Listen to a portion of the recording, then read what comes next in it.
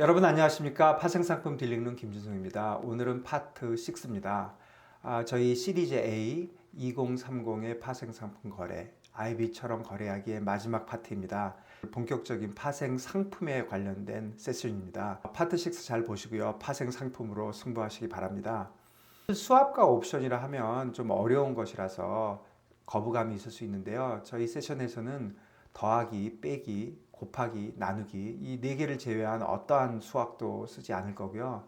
또 어떠한 그래프도 그리지 않고 다 말로만 설명할 예정입니다. 쭉 따라오시기 바랍니다.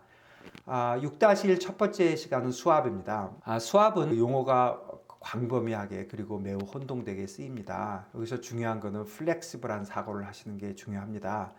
뭐든지 바꿀 수 있는 거죠. 바꿀 것들의 그 net present value만 맞추면 바꾸는 겁니다. net present value가 잘 안 맞으면 뭐 이니셜리 그 차액을 주고 받아도 되는 겁니다. 그래서 플렉시블하게 생각하시는 게 중요하고요. 구체적으로 넘어가기 전에 또 한 가지 의문이 드실 겁니다. 나도 수합을 꼭 알아야 하나? 왜냐하면 이 수합은 대부분 은행, 기관, IB가 그 OTC에서 거래하는 겁니다. 개인 트레이더들은 접근하기 어렵고요. 또 내가 트레이딩 할 것도 아닌데 알아야 하나 이런 생각이 드실 겁니다. 그런데 제 생각에는 여러분들이 메이저 플레이어들의 상품을 이해하는 게 매우 중요합니다. 저희 예전 세션에 미인 선발대회 그런 말씀 드렸지 않습니까? 트레이딩은 내 생각보다 남들의 생각이 더 중요한 거고요. 메이저 플레이어들인 여러분들의 적들의 생각과 동태를 알아야 되지 않겠습니까? 그런 의미에서 중요하다고 생각합니다. 수합은 크게 세 가지 정도로 나눠 보는데요. FX 수합, 인트레스트 레이트 수합, 어셋 수합 이렇게 세 가지입니다. FX 수합은 뭐 이제까지 쭉 저희가 말씀드렸던 거고요. IRS는 커런시가 두 개인 경우에는 저희가 특별히 크로스 커런시 IRS, CCIRS 또는 크로스 레이트 수합 이런 식으로 부릅니다.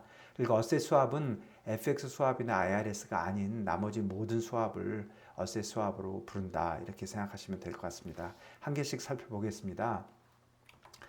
우선 FX 수합은 FX 스팟과 FX 포워드를 반대 방향으로 동시에 거래하는 겁니다.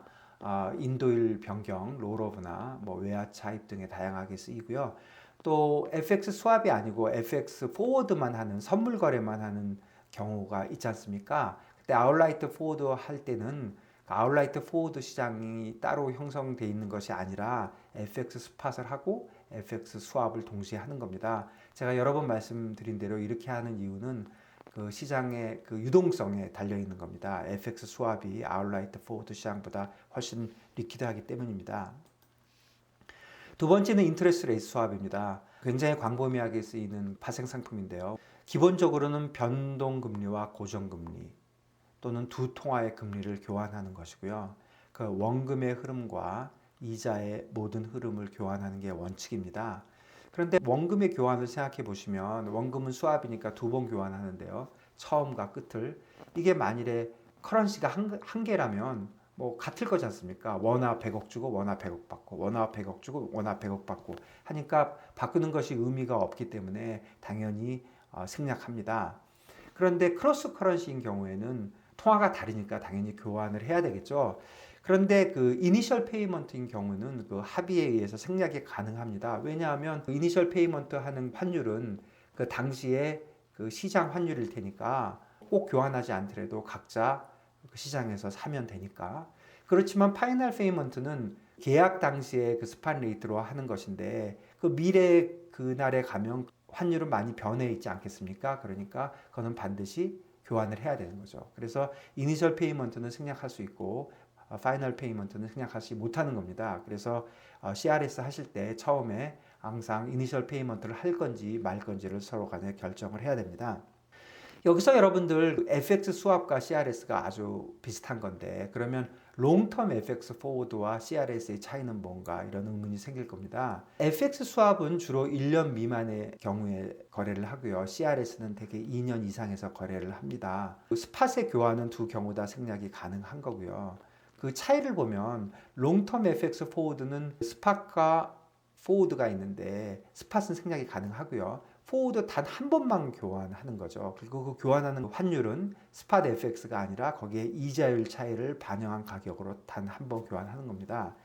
여기에 비해서 CRS는 그 중간에 이자율을 전부 교환하고 마지막 파이널 페이먼트는 계약 당시의 스팟 가격으로 하는 겁니다. 그러니까 FX 포워드는 한 번만 교환하니까 그 이자율 차이를 반영해서 하고 CRS는 중간에 이자율을 다 서로 교환을 했으니까 더 이상 정산할 이자율 차이가 없지 않습니까? 그러니까 원래 계약 당시에 그 환율로 파이널 페이먼트를 하는 겁니다.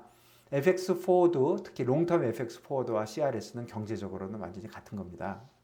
다음은 어셋 스왑입니다. 어셋 스왑은 그 한쪽은 특정 어셋의 그 투자 캐시플로우를 모두 지급하는 겁니다.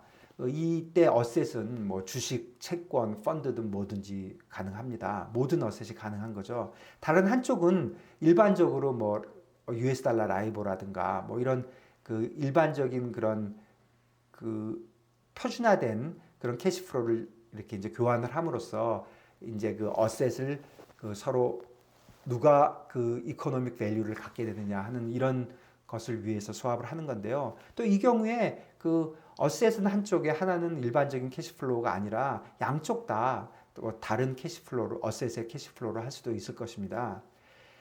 그래서 어셋 수합은 제가 처음에 말씀드린 대로 매우 다양합니다. 어셋은 주식, 채권, 펀드도 뭐 뭐든지 가능하고요. 통화, 기간, 뭐 변동금리, 고정금리, 어셋 퍼포먼스 모든 게 가능합니다. 예를 들어서 대출도 일종의 수합이라고 생각할 수 있는 거죠. 한쪽 캐시플로우는 만기에 한 번 주는 거고 다른 쪽 캐시플로우는 뭐 이자를 지급하고 뭐 그러니까 이런 대출도 일종의 캐시플로우로 만들어서 이거를 수합이다 이렇게 볼 수도 있는 거죠. 실제로 펀딩 수합 또는 전체가 되어 있는 펀딩 수합 또 일부만 하는 펀디드 수합 이런 것도 다 수합이라고 부르고 있지만 그 내용을 보면 그 차입이나 대출 거래인 경우가 많습니다. 이와 같이 수합이라고 하면 뭐든지 바꾸면 다 수합입니다. 똑같은 이코노믹 밸류를 서로 바꾸면 되는 겁니다. 수합이라고 할 때는 항상 플렉시블하게 생각하시는 게 중요하다고 생각합니다. 자, 오늘은 여기까지고요. 다음 영상에는 FRA와 수합에 대해서 말씀드리겠습니다. 감사합니다.